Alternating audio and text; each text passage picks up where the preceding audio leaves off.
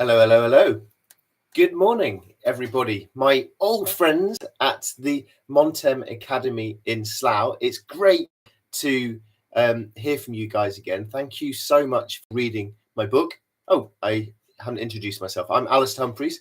I'm the guy who wrote The Boy Who Biked the World, which you've been reading in your class with your fantastic teacher, Ms. Tania.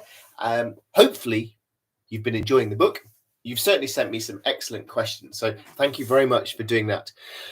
I also, I've got your list of questions here. They are great. I should also say that I love the names of you guys in the class. You've got such a fantastic arrangement of names, and I know that in your school there are so many people from Britain and from all other countries in the world jumbled up together in your school, which would make it the absolute perfect school for Tom to have gone to. He loved meeting so many different people in so many different countries and cultures, and to have all that together in one school is just brilliant. So thank you so much for your questions. I really, really liked them. First up from Ayan, what inspired you to write the book? I was inspired to write the book mostly by reading books. I've got lots of travel and adventure books here, and reading those travel and adventure books, I got loads of heroes of travel and adventure, and they then made me want to go and see the world myself. I actually wrote a book about... I wrote this book a couple of years ago, Great Adventurers. These are the crazy men and women who inspired me to go on my own adventures originally. So mad people doing brilliant stuff in different parts of the world. So reading books was what made me want to go and have the adventure. And then because I've enjoyed reading books, I also then really wanted to try to write a book to see whether I might be able to write a story of an adventure. Question from Ella: how long did it take you to write the book? Usually it takes me 1 year per book. I've done 13 books now, and it takes me about a year to do a book. Akbar says, why was Tom allowed to bike the world on his own? Yes, this is a part of the book that sometimes people ask about. It's a young boy. We don't know how old Tom is. Maybe he's your age, maybe he's a bit younger, maybe he's a bit older. We don't know how old he is, but we do know he's a boy. And for some reason, his parents allow him to go off on his own and cycle around the world for a very long time and miss school. And we don't know how or why. So the truth is that I cycled around the world as an adult. When I was 24, I finished university. I trained to be a teacher, and then I decided to go on an adventure myself. So I cycled around the world as an adult. When I was going around the world, I gave loads of talks to schools, to children all around the world, and I wanted children and young people to hear about adventures in different parts of the world and different cultures. And so I decided to write a book for children. And I thought that rather than writing about a boring old grown-up, it'd be more interesting if I turned myself into a boy. And then maybe you as a reader can imagine a bit more realistically that might be you, or how might you feel if you are in those situations.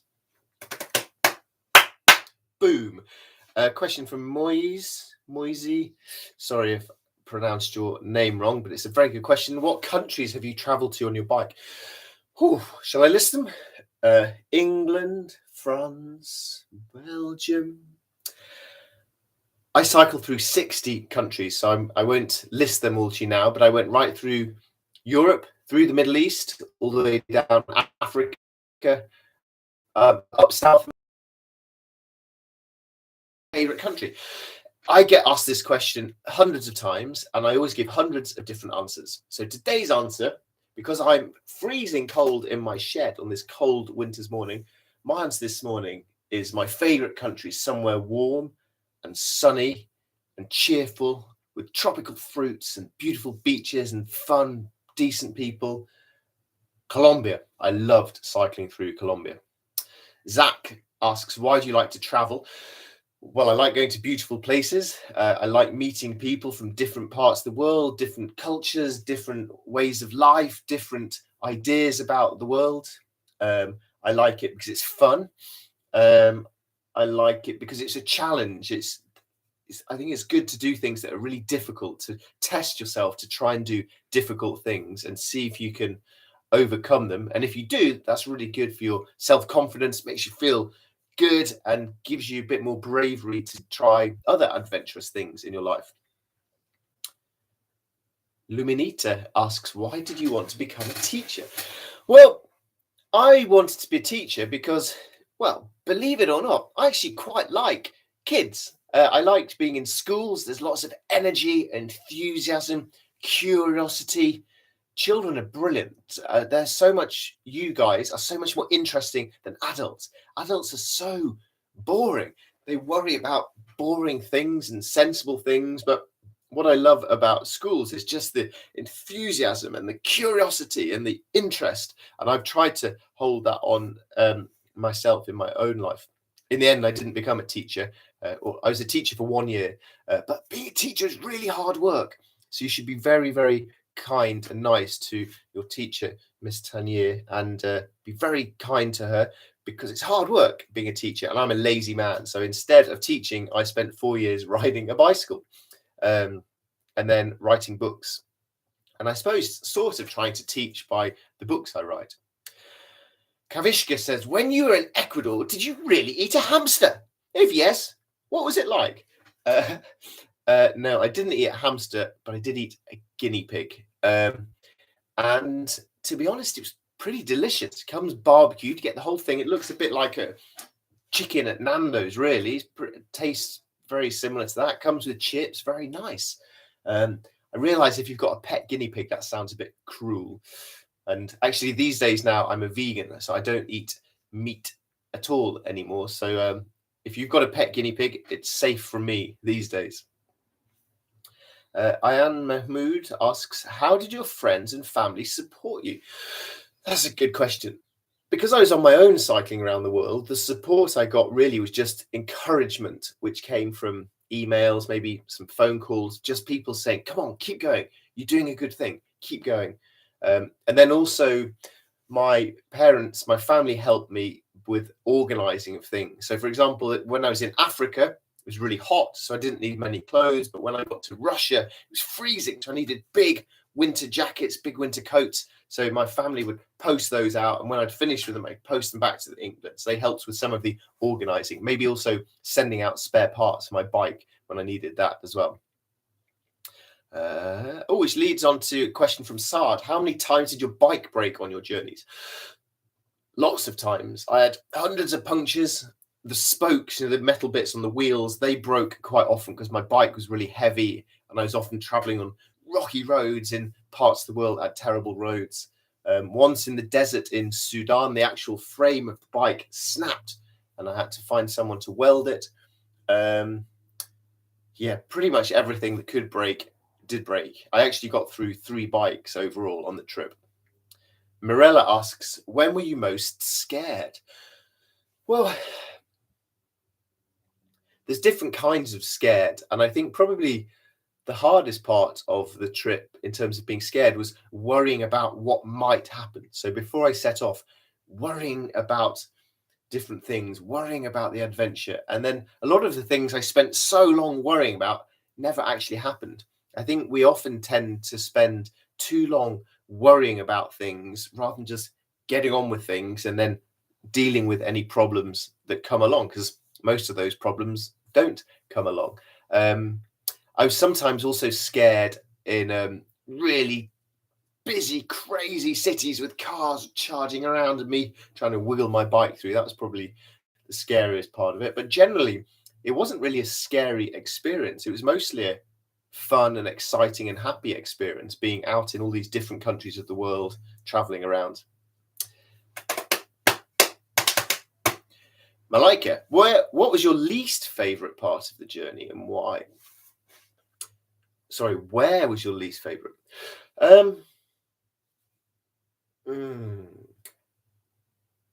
Well, I cycled through Europe in late autumn and I had weeks of cold and rain and sleeping in a wet tent and packing away a wet sleeping bag, having cold, wet hands. So that was pretty hard. Siberia, it was freezing cold, minus 40 degrees, much colder than a freezer. And I found that really hard. So at the time, that wasn't really a favorite. But when I look back, it was awesome. And then some days I'd be sick in any different random country in the world, and trying to cycle along when you're sick and you feel lonely and far from friends and family.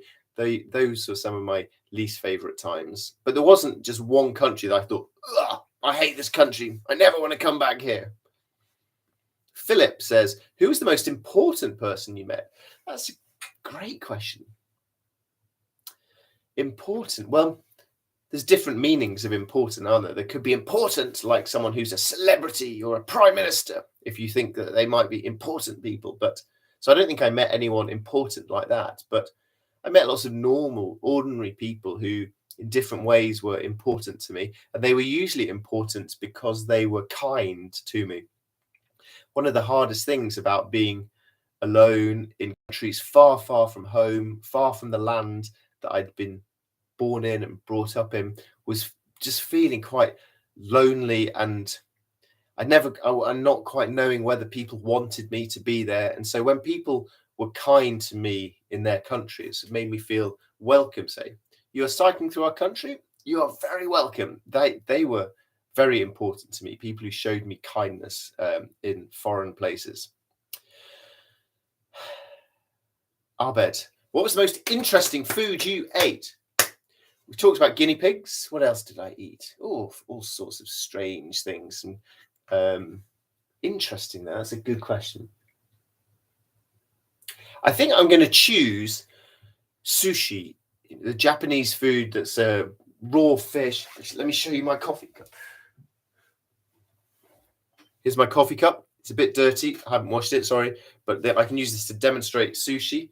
The raw fish, often served with rice, and served in really beautiful ways. And I found this really interesting because it's so different to food in any other country in the world. Some of it's incredibly delicious. Even if you don't like fish, some of it's delicious. Some of it's incredibly disgusting. And you can't really tell whether it's going to be delicious or disgusting until you pop it in your mouth and take a bite. So it adds a bit of adventure to your eating as well. Saeem asks, on your travels, did you get injured? No, not really. Cycling's a really good way of exercising because it's quite gentle on your body. It's tiring, but it's quite gentle. It's not like if you run hundreds of miles, you can damage your knees, but cycling's quite gentle. So I got very, very fit, very, very healthy, but no, didn't really get injured. And Saeed says, what's the hottest country you travel to? Oh, I could do with some heat today. I'm absolutely freezing cold in England. Hottest country, Sudan in Africa, was about 45 degrees, and Turkmenistan in Central Asia, Uzbekistan, they were hot times. Uzbekistan, Turkmenistan were really, really hot, also about 45. The hottest I've ever actually had was 52 degrees, running marathons through the Sahara Desert on a late adventure. That was really hot. Right. Thank you, Montem Academy. Thank you for your fantastic questions. Thank you for reading my book. I really hope that it's made you dream of having some adventures of your own. I hope it's taught you about different places in the world, different people, different cultures, and shown you a bit of what my experience was of having encountered so much kindness in all the different places that I traveled to. Kind people in every country in the world, rich people, poor people, just people being kind and welcome and decent and welcoming me into their country. And that's one of the best things I think I discovered from cycling around the world. That the world is a good, kind place, really, mostly. And I hope you have some good adventures, and I hope it makes you want to read more books, because reading books is great. Thank you very much, and have a lovely day. Goodbye. End stream. Do you want to end your stream? Your stream will stop immediately and you'll no longer be live. Yes, I do.